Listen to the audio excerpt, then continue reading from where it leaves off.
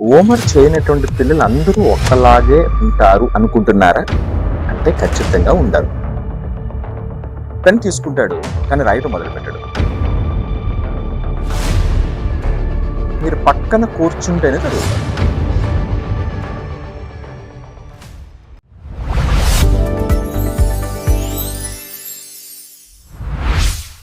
Hi all, అందరికీ నమస్కారం. Welcome to how to strengthen my parenting సిరీస్కి. ఈరోజు రెండో క్వశ్చన్ ఏమిటంటే, క్వశ్చన్ నెంబర్ 2. సార్, హోంవర్క్ చేయటం అంటే మా ఇంట్లో గంటల పాటు ఒక డ్రామా కొనసాగుతుంది.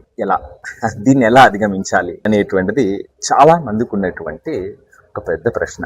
ఇక్కడ ఒక చిన్న ప్రశ్న ఏమిటంటే, హోంవర్క్ చేయనటువంటి పిల్లలు అందరూ ఒక్కలాగే ఉంటారు అనుకుంటున్నారా? అంటే ఖచ్చితంగా ఉండరు. ఉదాహరణకి నేను చెప్తా. కొంతమంది పిల్లలు ఏమిటంటే, పెన్ తీసుకుంటాడు కానీ రాయటం మొదలుపెట్టాడు. పెన్ చేతిలో ఉంటుంది, నోట్బుక్ ఓపెన్ అయి ఉంటుంది, 5 నిమిషాలు 10 నిమిషాలు ఏమీ రాయకుండా అక్కడే ఉండిపోతాడు. ఎందుకు ఉండిపోతాడు? ఏమిటి దీనికి రీజన్? ఇది మొదటి పాయింట్. రెండో టైప్ ఏమిటంటే, హోంవర్క్ చేయటానికి మొదలుపెట్టి వెంటనే లేదా మొదలు పెట్టడానికి ముందు వీళ్ళంతా రౌండ్ కొడతాడు. కాసేపు మంచినీళ్ళు అంటాడు, కాసేపు పెన్ ఎక్కడో ఉందంటాడు, కాసేపు బుక్ ఎక్కడో ఉందంటాడు, రైట్? సో అదంటాడు, ఇదంటాడు, పెన్సిల్ కనిపించట్లేదు అంటాడు.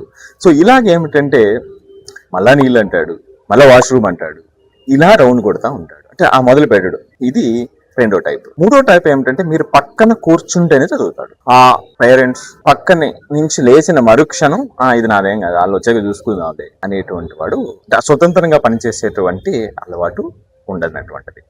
ఇక నాలుగవది, హోంవర్క్ మొదలు పెట్టడం కష్టం, పెడితే మాత్రం 5 నిమిషాల్లో ఠాక్కని చేసేసి వెళ్ళిపోయేటువంటి ఒక టైప్ ఉంటారు. ఇక ఐదవది, హోంవర్క్ చేస్తాడు కానీ ప్రతిరోజు ఒక యుద్ధం తర్వాత. అదేమిటంటే అరవటం లేదా బెదిరించటం, బేరం ఆడటం. సో ఇలా రకరకాలు సామధాన భేద దండోపాయాలు అంటారు. సరే, ఇవన్నీ ప్రతిరోజు ప్రత్యేకంగా కనబడిపోతూ ఉంటాయి. సో ఇలా ఈ 5 రకాలుగా పిల్లలు, ఒక్కొక్కరు ఒక్కో టైప్. వీళ్ళంతటికీ సహజంగా మీరు ఇది చేయండి అది చేయండి అంటే ఏమీ పని చేయదు. ఒక్కొక్కడు ఏ టైప్లో ఉన్నాడు. ఫర్ ఎగ్జాంపుల్, నేను మొదటి చెప్పినటువంటి టైప్ చూస్తే, మొదటి చెప్పినటువంటి స్టూడెంట్ చూస్తే మనకి ఏమో అనిపిస్తుంది, వాడు మొదలు పెట్టడానికి కూర్చున్నాడు అంటే అతనికి మీరు చెప్పే మాట మీద గౌరవం ఉంది, చేయాలనేటువంటి తలంపు ఉంది, రైట్? సో దాని మీద రెస్పెక్ట్ ఉంది, కూర్చున్నాడు. లేకపోతే కూర్చోడు కదా. ఎంత మంచి లక్షణాలు. కానీ అక్కడ వెళ్ళలేకపోతున్నాడు అంటే దాని అర్థం ఏమిటి? అక్కడ అర్థం కాకపోవచ్చు.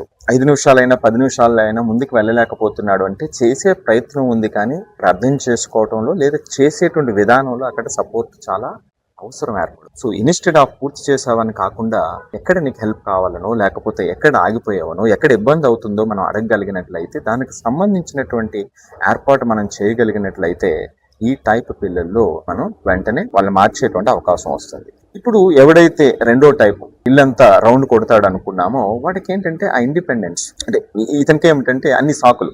ఎందుకు ఇన్ని సాకులు చెప్తారు? చిన్నపిల్లలు కొంతమంది ఏదైనా మెడిసిన్ వేసుకోవాలన్నప్పుడు కూడా అంతే, కొన్ని సాకులు చెప్తారు, ఏదేదో స్టోరీలు చెప్తా ఉంటారు, దాన్ని తప్పించుకోవడానికి ప్రయత్నం చేస్తుంటారు, టాపిక్ డైవర్ట్ చేయడానికి ప్రయత్నం చేస్తుంటారు. నిజం ఏమిటంటే, ఇక్కడ వాళ్ళు దాన్ని కొంచెం ఇబ్బందిగా, ఆ పనిని కష్టంగా భావించడం అనేటువంటిదే ఇక్కడ ఉన్నటువంటి రీజన్. దాన్ని మనం తీయాల్సినటువంటి అవసరం ఉంటుంది. మరి ఇంకొక మూడో వాడు పక్కనే కూర్చుంటారు, మనం లేచిన వెంటనే వాళ్ళు ఆపేస్తారు. అంటే వీళ్ళకి ఆ ఇండిపెండెన్స్ అనేటువంటిది, ఆ స్వతంత్రం అనేటువంటిది కంప్లీట్ గా లేదు. ఇది ప్రమాదకరమైనటువంటిది. సో దాని మీద, వాళ్ళు చేసేటువంటి పని మీద ఆ బాధ్యత అనేటువంటిది మనం తీసేసాం. బహుశా రకరకాల కారణాలు ఉంటాయి, అది ఎట్లా పోయింది అనేటువంటిప్పుడు.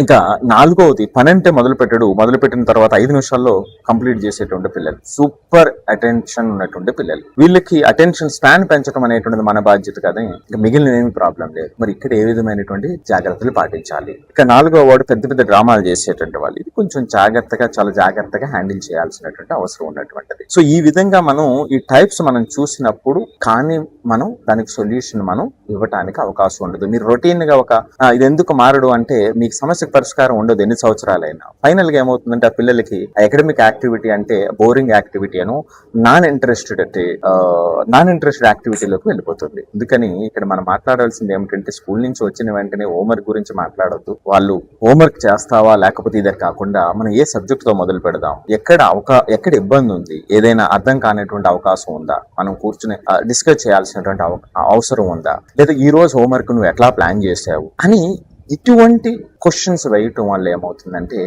వాళ్ళకి తెలియనటువంటి ఒక బాధ్యత అనేటువంటిది, ఆ రెస్పాన్సిబిలిటీ వాళ్ళకి పెరిగేటువంటి అవకాశం ఉంటుంది. అదే సందర్భంలో మీరు ఎప్పుడైతే ఎక్కడ అవసరం ఉంది, ఎక్కడ నీకు హెల్ప్ కావాలి, ఎక్కడ ఇబ్బంది ఎదురవుతుంది అనేటప్పుడు మీరు ఒక లెర్నింగ్ పార్ట్నర్ అవుతారు. కానీ ఆ లెర్నింగ్ పార్ట్నర్షిప్ అనేటువంటిది కూడా చాలా తక్కువ టైం మాత్రమే ఉండాలి. అది పెరుగుతూ వెళ్ళటం, ప్రతి దానికి మన డిపెండెన్సీ అనేటువంటిది కూడా చాలా ప్రమాదకరం. ఈ రెండింటి మధ్య బ్యాలెన్స్ అనేటువంటిది చాలా చాలా ఇంపార్టెంట్. సో అలాగే మనం ఇంట్లో వాళ్ళు కొంతమంది ఎక్కడైతే ఇప్పుడు ఇందాక ఎవడైతే ఉన్నాడో ఆ ఫిఫ్త్ టైప్ పెద్ద పెద్ద డ్రామాలు చేసేటువంటి పిల్లలు కానీ, లేదా మొదలు పెట్టినటువంటి పిల్లలు కానీ, వీళ్ళ విషయంలో ఏమిటంటే కొంత టైం ఏమిటంటే ఆ తల్లిదండ్రులు ఆ లెర్నింగ్ ఎకో సిస్టమ్ ను బిల్డ్ చేయడం అనేటువంటిది ఇంపార్టెంట్. వాళ్ళు చేసే టైంలో మనం కూడా కొన్ని రోజుల పాటు అదే టైంలో మనం బుక్ చదవటం లేదా మనం వర్క్ చేసుకోవటం, అంటే ఎంటైర్ హోమ్ ఏమవుతుందంటే ఇది completely learning zone, learning time అనేటువంటిది ఫీల్ కొంత కల్పించగలిగినట్లయితే వాళ్ళు ఇమీడియట్ గా చేంజ్ అవ్వడానికి అవకాశం ఉంటుంది. సో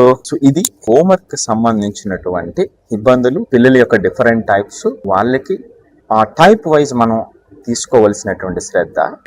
సో మరి దీని మీద మీ అభిప్రాయం ఏమిటి?